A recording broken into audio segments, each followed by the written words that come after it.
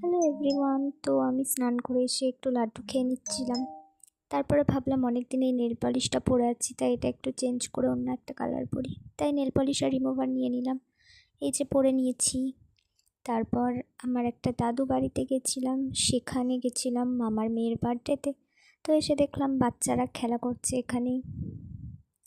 তারপরে এই যে ছিল বার্থডে গার্ল, ও সবার সাথে খেলা করছিল বসে বসে।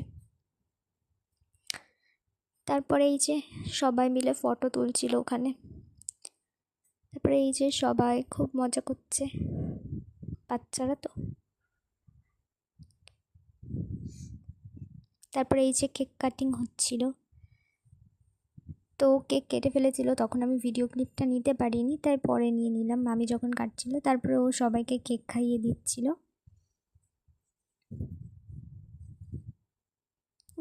বাচ্চারাই খুব মজা করছিল। এই দেখো।